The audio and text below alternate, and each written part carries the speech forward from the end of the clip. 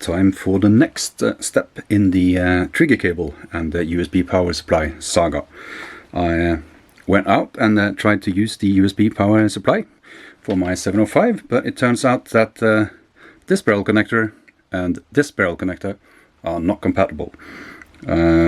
I'll see if I can put something on the screen with the difference of these two. It has to do with the diameter of the inner stud in the radio. So clearly this doesn't fit, which was sad, but that gives me the opportunity to create my own cable, because I have this one, which does fit rather nicely. And also the trigger cables also comes in these small PCBs, so I can create my own cable. And another advantage is that I can use some proper diameter power cable to reduce the loss. I think this could probably be 1 square centimeter or 0.75 square centimeters. Should be plenty for the power draw of the 705. So let's see if we can make this cable and make it work.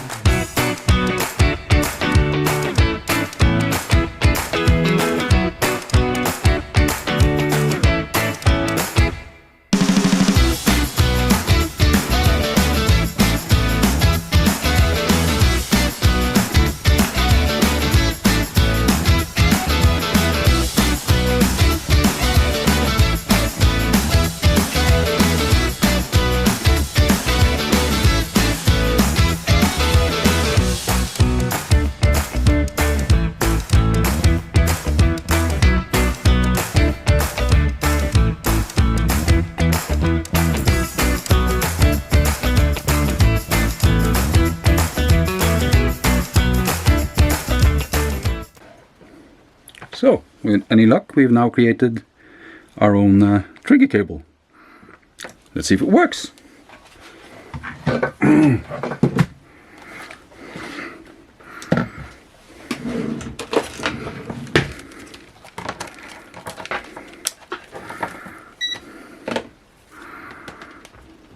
Yeah, turn this on. Insert the cable.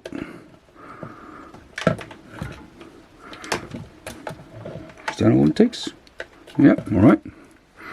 And we should have the positive in the middle and the negative on the sleeve. And that looks lovely! Excellent! So I'll try it out with this one, because I know this can deliver at least the 2 amps. And I also have the other power supply that I haven't tested for ripple or current yet, but I think I'll try that as well. See how this works. Once again, most excellent, 12 volts. Yep. And so the final test will be